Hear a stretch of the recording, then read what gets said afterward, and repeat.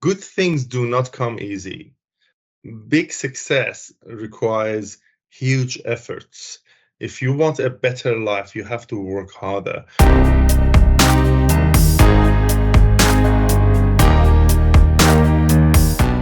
When you are an immigrant, you migrate away from your country to another country, you live there for like maybe 3 years, you are going to be different.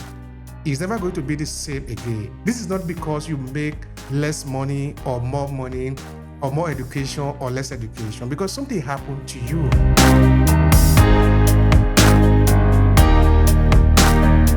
Prepare yourself, especially if you're a migrant and English is a second language. If you're going to an English speaking session, if you're going to an Italian speaking networking event and Italian is not your first language, then you should practice how you introduce yourself. It is the first impressions that last the longest.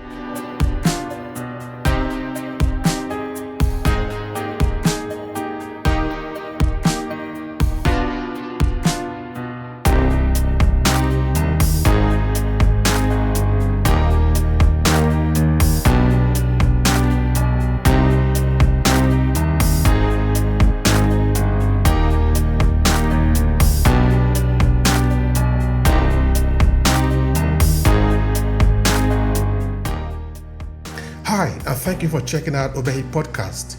We encourage people to own their story and share it with the world to expand their purpose. Before we start this presentation, I have something to quickly share with you. Are you a purpose-driven entrepreneur? Do you want to cut across the noise and attract your ideal client by leveraging your own story? Then pay attention.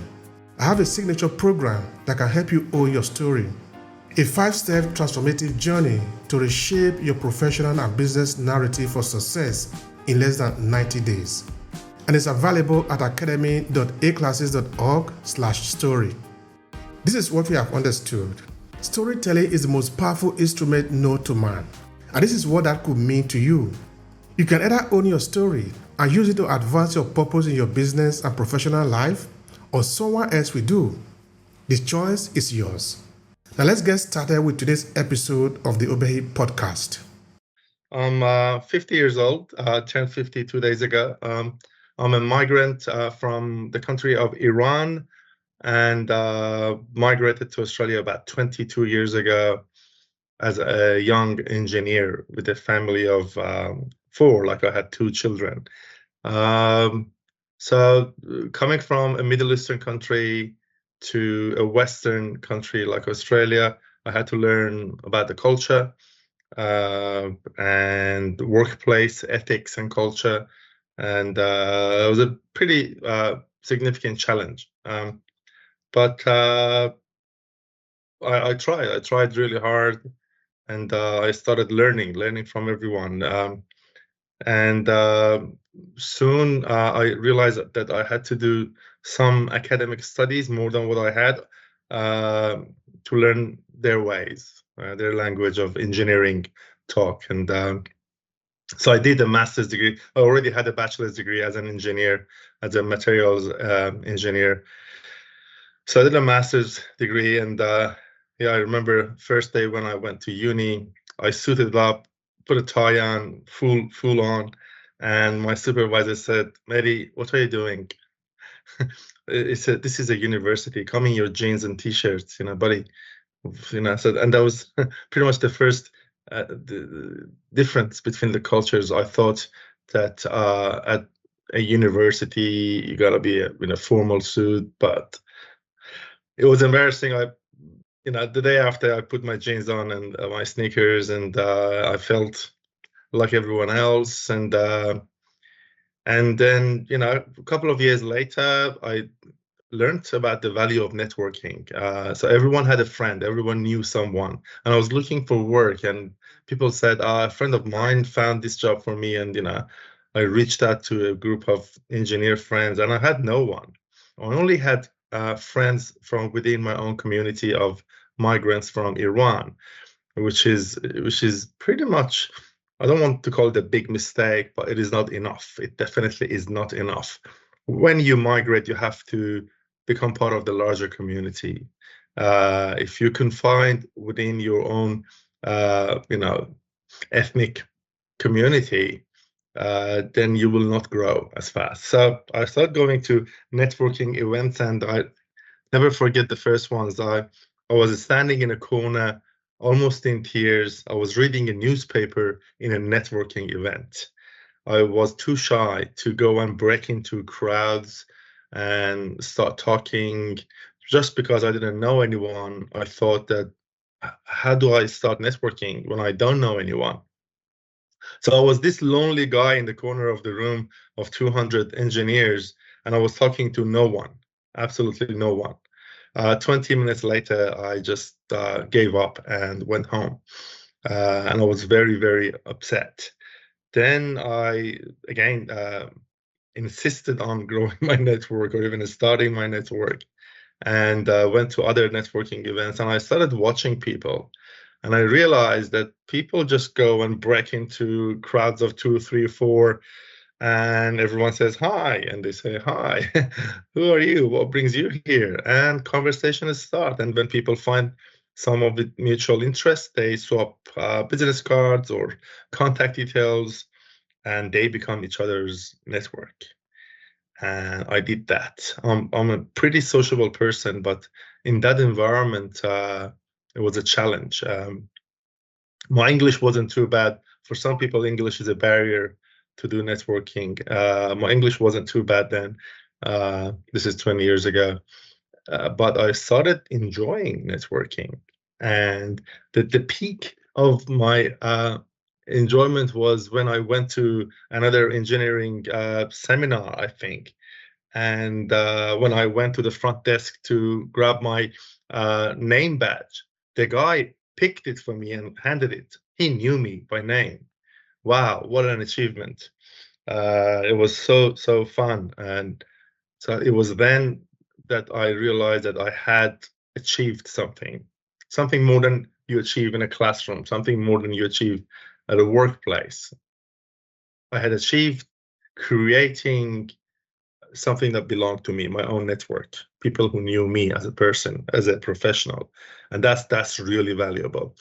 So I did other stuff. I did a PhD in engineering while working, and then started, to grow my network. And I published articles online, and started growing my LinkedIn network. As you can see, I think I've got about 60, 70,000 connections. And then I looked at posting practical articles, whether they were written by myself or not.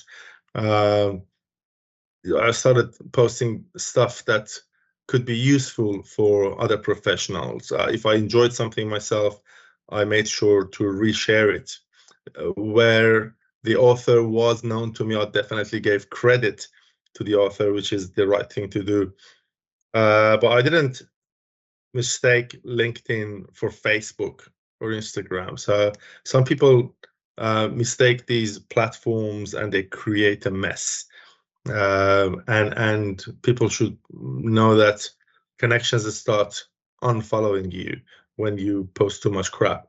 So I started using LinkedIn pretty effectively, and believe it or not, got my second job, which was another engineering job in a better firm, a bit larger firm, only through LinkedIn.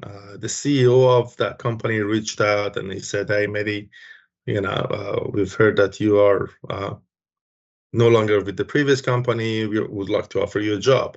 And I had never applied for a job to that company.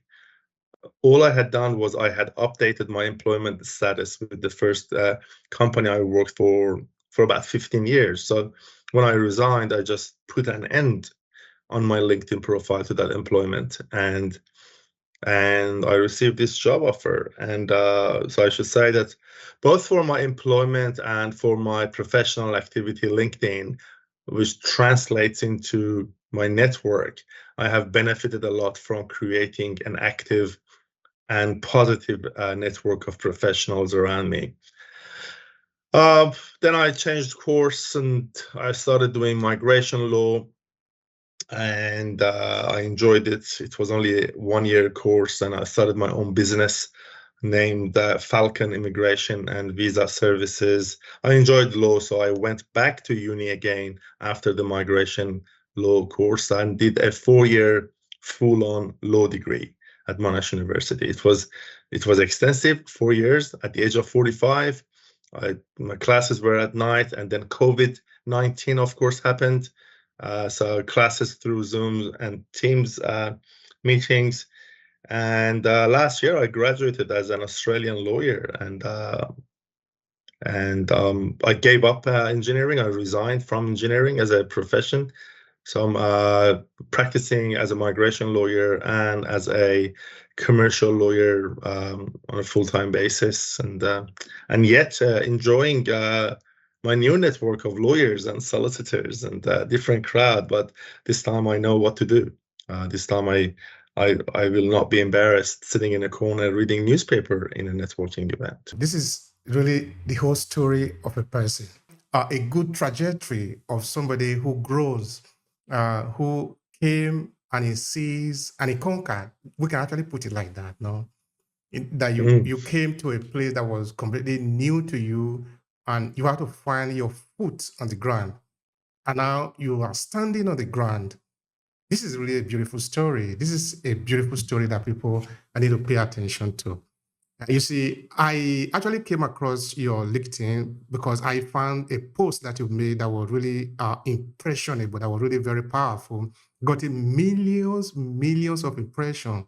The way you were talking, let me see if I can pull it out just now, talking about how to get more out of our time. Of course, making reference to Elon Musk, who, of course, many people know that is, I don't want to say workaholic, but he's somebody who is multi-genius, who is able to do a lot of incredible things as a person. And of course, he built a team around himself. He had 24 hours like every other person, but we can see that what Elon is putting on the table, a lot of people will never be able to put it on the table, even though they have the say 24 hours. So there must be the skill, there must be the strategy, there must be the way to make it happen. So that when you decide to repost those tips, people need to pay attention, because if I'm not able to do what the other person is doing, that other person must know something that I don't know. So I think those are really very important. But before then, I want also take a step back again, because I love this story. It's very important. So take me to Iran. You are young now. What do you see around yourself? Everyone was working really hard to make a living and survive. I was a young engineer, newly married, and I was doing okay for myself. I was working as an engineer in a company, and after 5 p.m., which the work was done, I would go and teach English to school students, private classes, to make more money to survive. What I didn't see was a stability. What I didn't see was a future as a professional.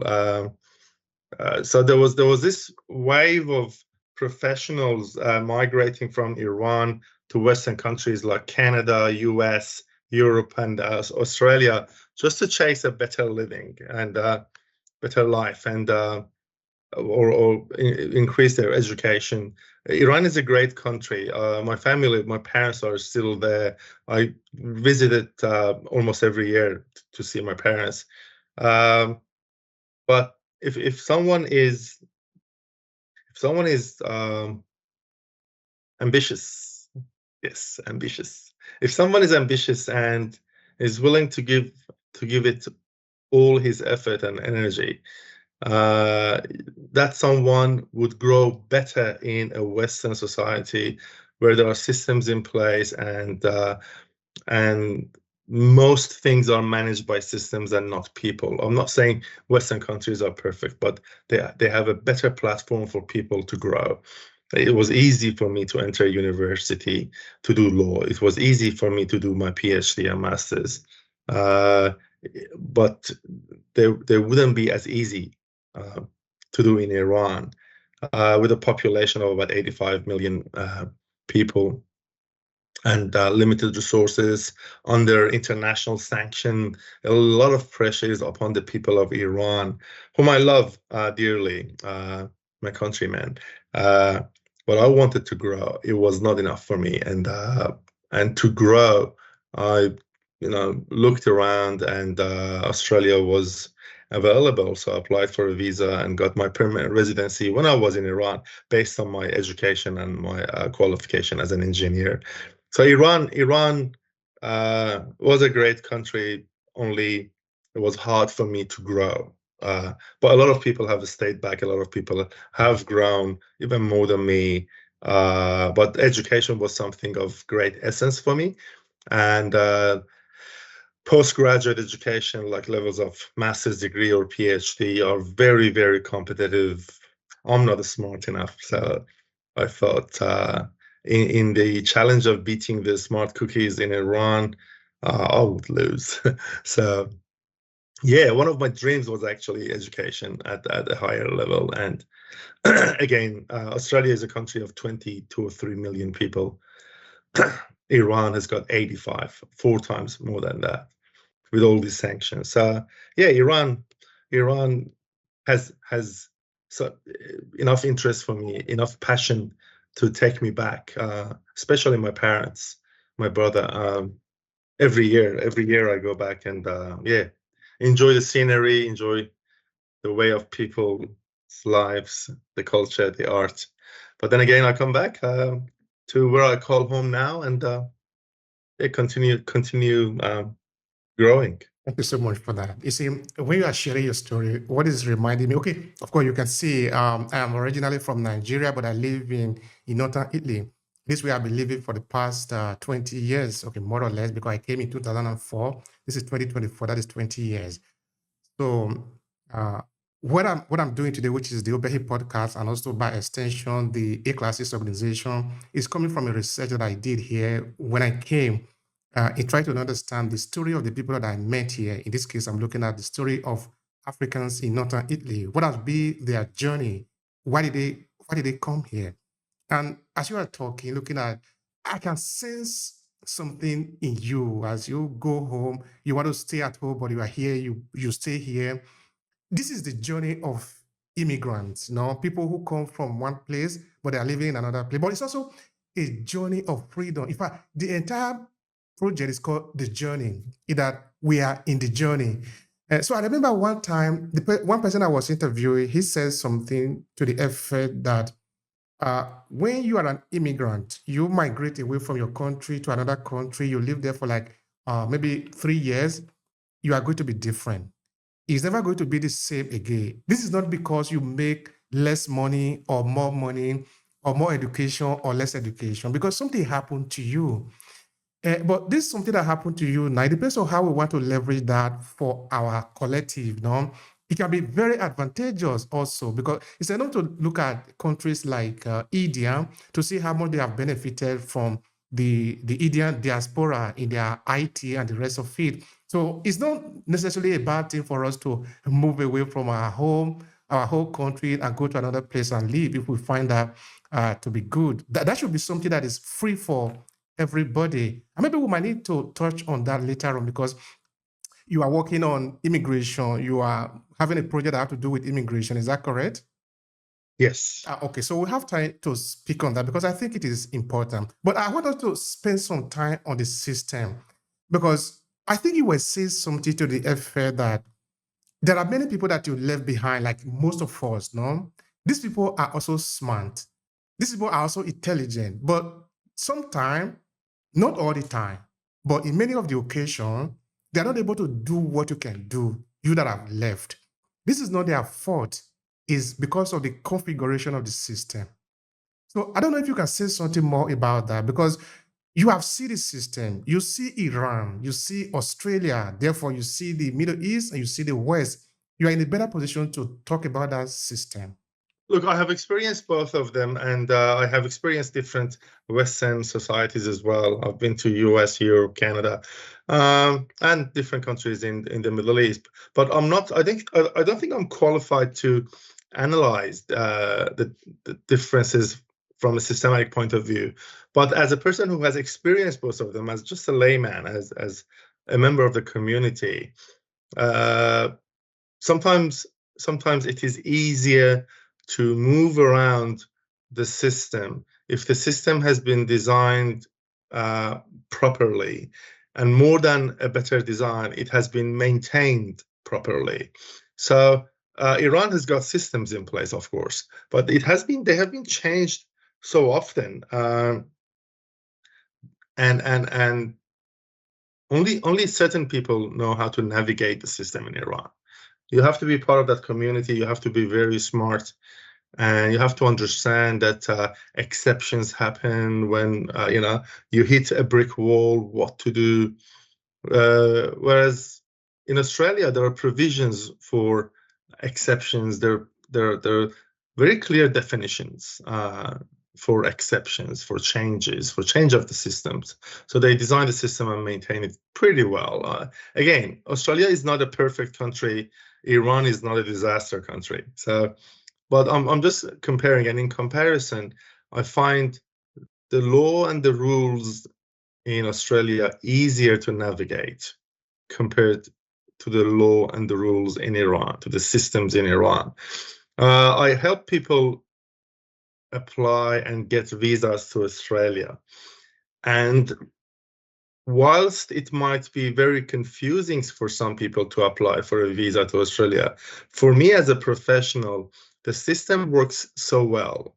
Again, it has some shortcomings, but for me as a professional, the system works so well and I can navigate it so successfully that I can almost foresee the results from the first step. I can tell my clients with a good level of certainty what the rates of success, what the chances of success is when they apply for a visa. Because the only or the major criteria that affects the results is the system and the clauses and the sections of the law. So people do not play a significant role in deciding your fate. Case officers, of course, play some role, but again, there are provisions in place to minimize the human factor. So that's where I come in and prepare visa applications that bring the chances of success so high because I follow the rules. I prepare the applications 100% according to the regulations which have been introduced by the Department of Home Affairs of Australia, and that is different from where a person do it themselves. So in a systematic nation, when you follow the system, you get results. In a non-systematic nation, when you don't follow the system, you know someone, a cousin, a friend, whom you call and they fix it for you. But that is a system only that is so slow and it makes things really clumsy because of the change of time. That system is not working enough because that is also what we have across in Africa. No, that you need to know somebody who knows somebody before you be able to walk through. It's a very complex system, but it's a system only that is not as effective as we want it to be because it looked like a big snake now that is turning around. Sometimes you are just biting your own tail. Therefore, you are in a circle. All right. Yes. I have a curiosity. Why did you decide to work on immigration? You could have done some other things, but you decide to be helping people with visa and all of that. Is there any particular thing that make you to make this trajectory?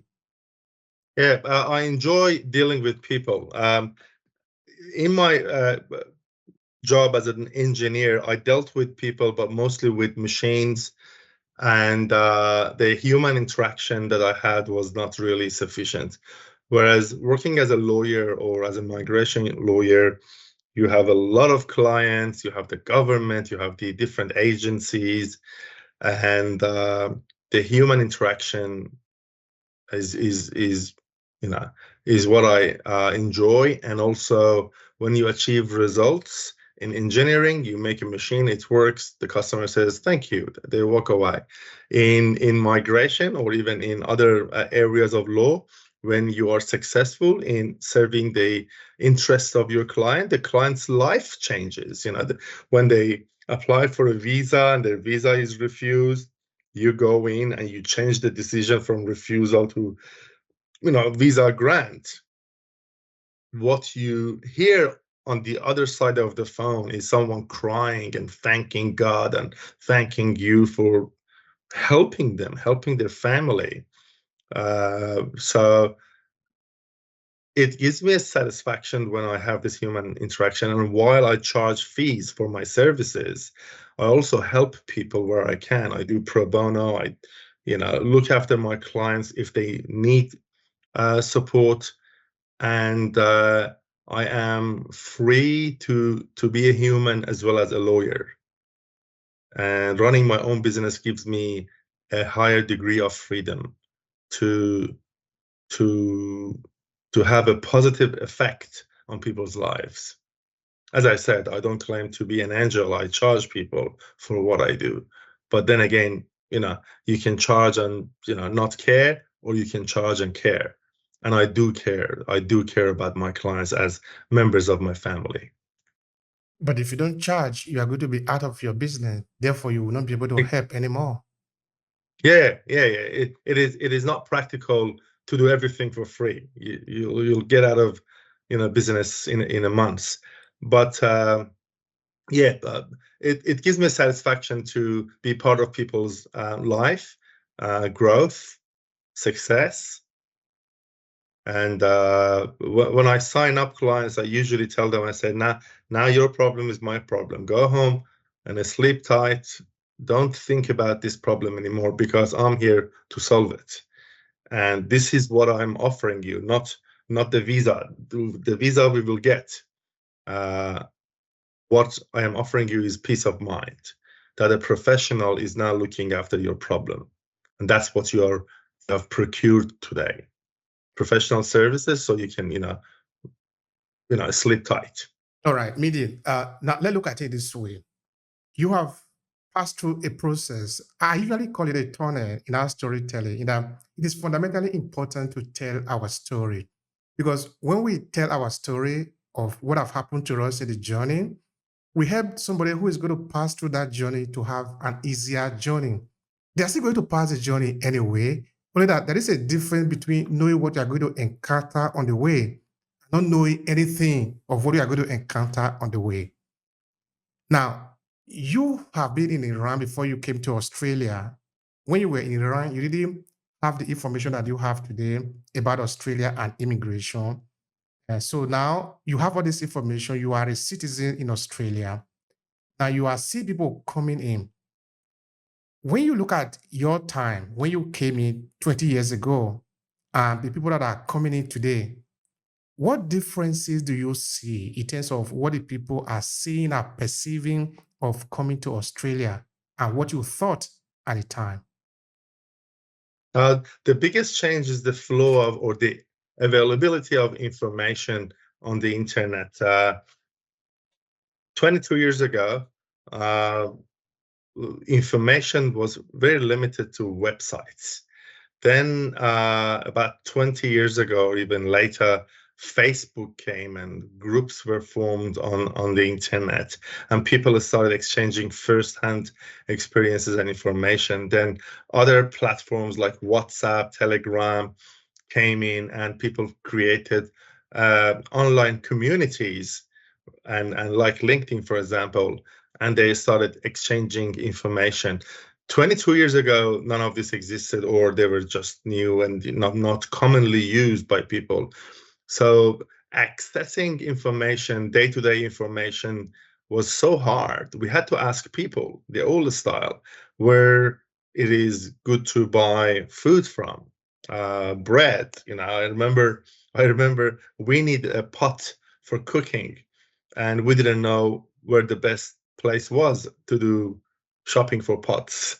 And so we asked someone, and unfortunately, that someone was, a very, very rich Australian, and he pointed us to the most expensive shop in Australia. So imagine us 27 years old and not working with very limited amount of cash in our pockets, we went and bought the most expensive pot in Australia because we thought pots were expensive in Australia.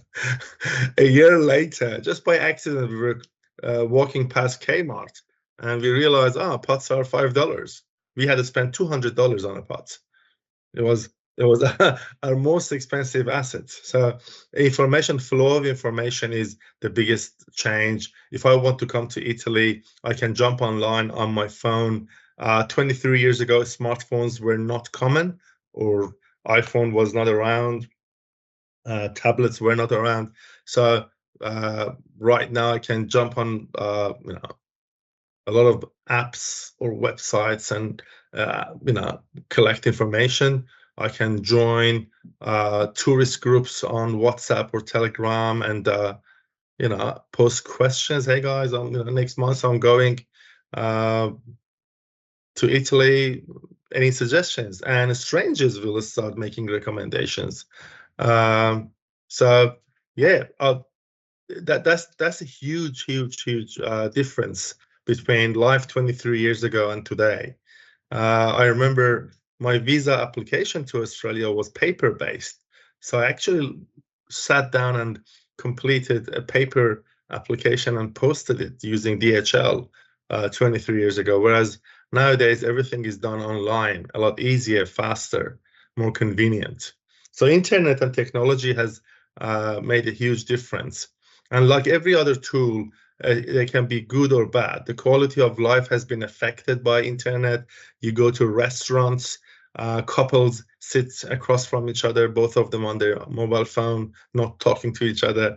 So the change has been very significant in both positive and not so positive ways. Yeah, that's so true. That is a change of time. All right. Now, when you talk to this individual that you are helping in your program, what do they complain to you about so that you can see their heart because they are really like open to you, telling you this is what they are feeling, this is what they are imagining. Okay, but what are their challenges that they confess to you that made them want to come to Australia? Or just, of course, like every other people in the world, what did they tell you is their challenges? Or is there reason that is pulling them to Australia? Well, most people see Australia as a Western country, which is moderately uh, modern. So they see, United States, the crime rate is pretty high. Life is difficult economically as well. They see Australia as a place where they have a lot of opportunities. It's a vast country. Technology and research are really good in Australia. Good universities that compete with the best universities in the world.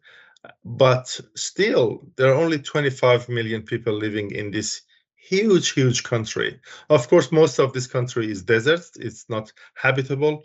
But with 6 or 7 major cities, 25 million is still a very good number for population of a country, which means services and facilities are available to people more easily, more readily, compared to countries with higher populations or countries who lack this high level of technologies and services and research. So yeah, the biggest attraction of Australia is the lifestyle, which is not as hectic as some advanced countries like Japan, for example. Uh, Yet the quality of life is good. Melbourne, the city that I live in, has been selected as the most livable city in the world for many years, and that's a big thing. How can your city become the most livable city in the world? It's a big thing, but both Melbourne and Sydney, or Melbourne, Sydney, and other cities like Adelaide and Perth have repeatedly achieved that rank. And when they haven't, they have only become second or third most livable city in the world. So it shows that even factually, Uh, Australia collectively, with its 5 or 6 major cities, is one of the most livable countries in the world because of the level of services that it has to offer to its citizens. Everyone who can usually gives it a go and try to see if they can get a permanent residency visa to this country. Thank you for that. Okay, now the people have got the visa. They are there in Australia. How is it easy for them to sort of get used to the system and be part of that? Before you respond, I want us to take a moment to reflect on what you were saying before. That this time that you were there, 22 years ago, you were in this networking event and you didn't even know how to figure out your first conversation. This is in line with what the first Africans in Verona, the city where I live, have told me. And they will say, of course, one of them said something very important, that we didn't even have the first friend, that it was difficult to have somebody that you can call a friend. But of course, later they will overcome all this. This is the story of immigrant. Again, this is a story that happened to us. Because you are coming into a new territory, you need to figure out everything yourself. Okay, if you manage to find a community that's already well established, that might help you. But there is also a caveat to that, in that if that is all if that is where you live all your life, you can also be limiting yourself. So I wanted to spend some time helping us to understand when this individual get into Australia, then what? There are services available to help you find your way of life around. So there are services. The Department of Home Affairs, which includes the Immigration Department, has got services that teach you English. They teach you rules of the society, driving, and how to find a job. And most of these services are free. So they help you. They help you with networking as well with other individuals, newcomers. There are settlement programs available that you can go and become part of if you have absolutely no one. But the practice nowadays is when people want to migrate to Australia, even before they get their visas, they start creating their network virtually. So they get online and they find Facebook friends and LinkedIn friends, and they start, exchanging information. They find like-minded people, or if they are a family with little kids, they find other families with little kids. And when they migrate, it is not like 23 years ago that, we didn't know anyone. They already know a few people with whom they've had multiple conversations online, and they catch up, and so they really don't start from scratch. But even if they haven't done these things, even if they haven't been in connection with other like-minded people in Australia, the government has got programs in place that help you settle more easily compared to when such programs were not as active or as available before. So it's very different, and I'm glad for that. Thank you so much for that. I find also to people like you who are creating program to help, okay, to sort of complement the program that is organized by the state. That is, of course, the reality across Western country. That when you come in, no matter how sophisticated the system might be, you are still going to have challenges because you need to enter into the system. You need to basically understand what is the system, understand the culture, because if you can't study this one abroad, you need to really live it, experiment on it, and sometimes also make a lot of mistakes. You will not know how to do it in the beginning. This is normal. Okay. All right. Mm. Let's talk about networking. I think this is going to be very important, whether for your society where you live in, for your professional life. What is the role of networking for an immigrant who finds himself in another country? In this case, we are looking at Australia. But of course, this can be true whether you are in Germany or in France or in the United States. How important is networking? How should people embark on it so that they can become a better version of themselves? I believe that is the dream of every person that migrated. They want to become a better version of themselves. Help me with that. Absolutely. Networking should be done systematically. You should prepare before the networking session. You shouldn't just walk in. You should study the people who are there. Usually, you can find out what company or what professionals or which individuals are present in a networking session. And prepare yourself, especially if you're a migrant and English is a second language. If you're going to an English speaking session, if you're going to an Italian speaking networking event and Italian is not your first language, then you should practice how you introduce yourself. It is the first impressions that last the longest. When you break into a crowd of 3 or 4 and suddenly say, "Hi, guys, my name is Mehdi. I'm new to this group," you should be prepared to make a short yet effective introduction of yourself.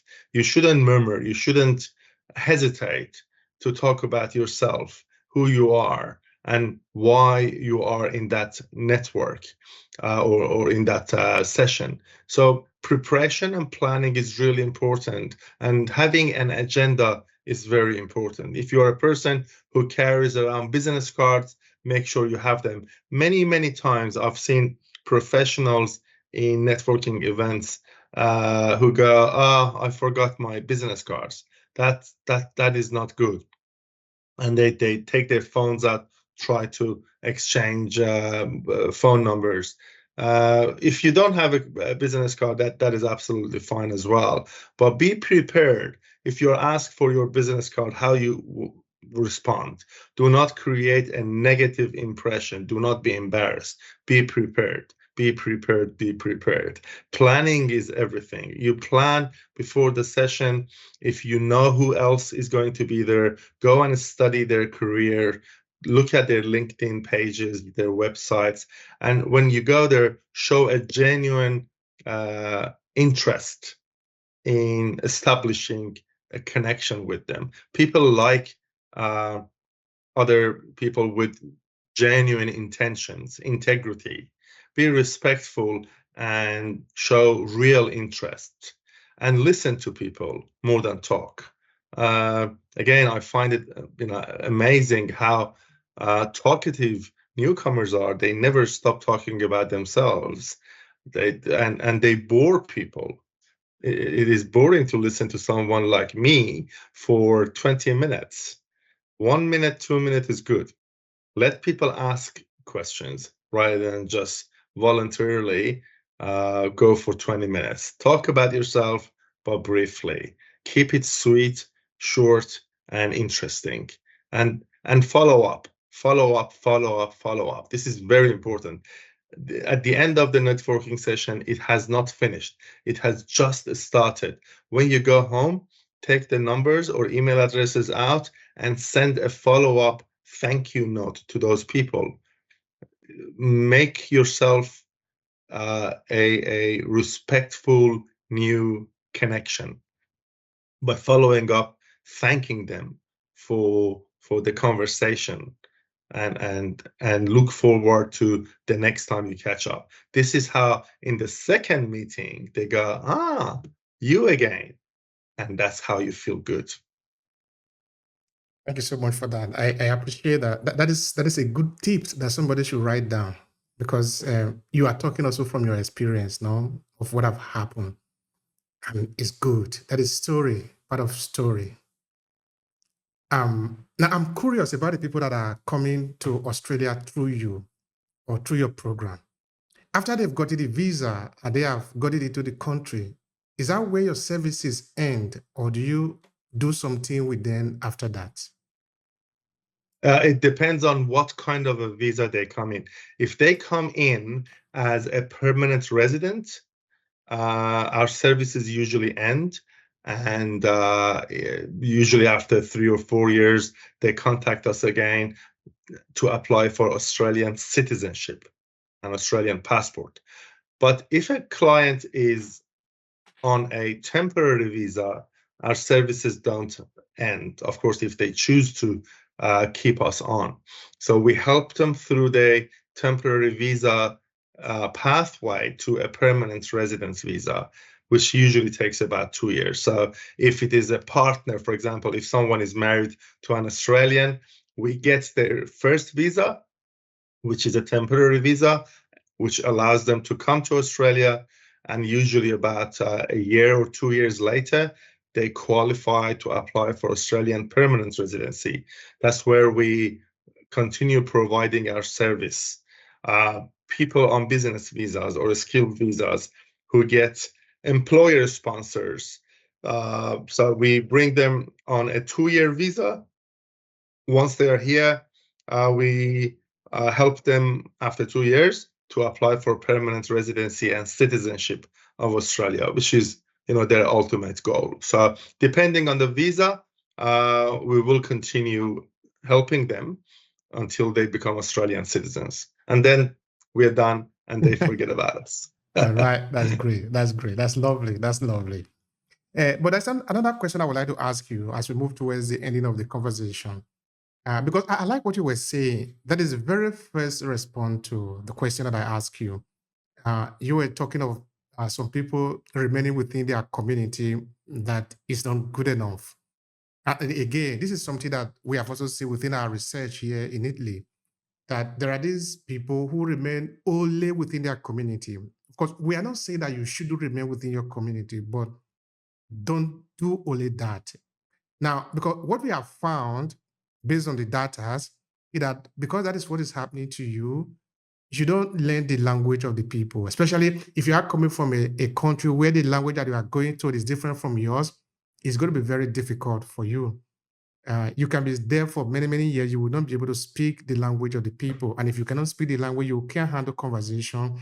You receive regular newsletter or information sent to you. You need somebody to interpret it for you after many years. All right. That is where I'm going. Why do you think that is the situation? Because I want to believe that you also see something like that in Australia. Why is that the case? Um, it is easier to continue speaking your own language or living your own way of life, and then expecting to use the benefits of the new country. But good things do not come easy. Big success requires huge efforts. If you want a better life, you have to work harder.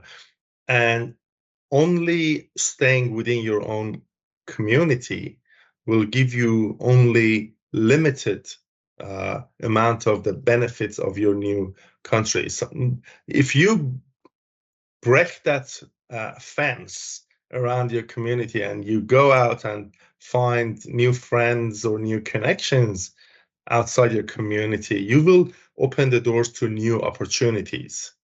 Yes, it is harder.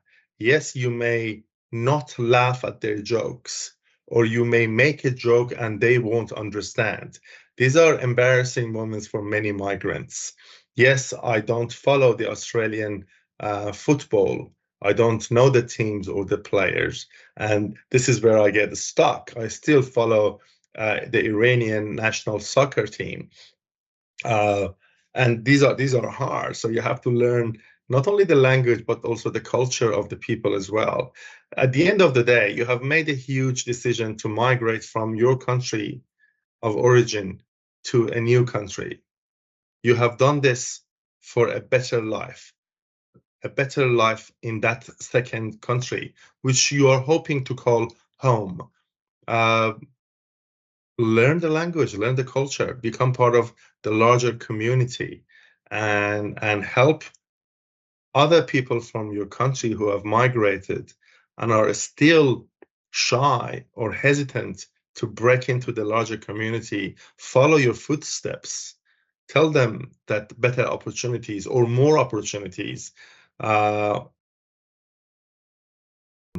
outside their own limited community. Community is good, but you can definitely grow yourself by becoming part of the larger community as well. Thank you so much for that. I appreciate it. I appreciate the time that you have spent here responding to all my questions. Of course, sharing your experience. This is what we really love here, because as you share your experience, people learn from you, and they will not make the same mistake that you have made. Because life is that we are here also for each other. So thank you so very much. I appreciate you, Mehdi. Now, how would you, no, first, before the final part, how can people connect with you? Those who want to learn more about you or maybe want to take advantage of your services, please share with us. I think the easiest way to state here in this podcast is inviting people to my website. So it's www.falconvisas.com.au. Falcon, like the bird, FALCON, visas.com.au. Falconvisas.com.au is my website, but they can also just Google Falcon Visas or my name, Mehdi Soodi, and I'm not hard to find. You Google my name and you will find me. Beautiful, beautiful. That is because you have done the work that made Google realize that you are an important personality. Thank you for your efforts Oh, too. I'm not important. I'm not important. Of course, you are important. You are doing something. You are helping people. That is important. But yeah, I'm easy to find on the internet. So I'm happy to respond to all inquiries about Australian visas from any country in the world where I can help. Thank you so much for that. Now, how would you like to conclude the conversation? Maybe a final message or a thought or anything? Please go ahead and do that. If you repeat what you do every day, you can only expect to achieve what you achieve every day. If you want more, work harder, work more. That is so lovely, and that is an eternal truth. It's a forever truth. You need to.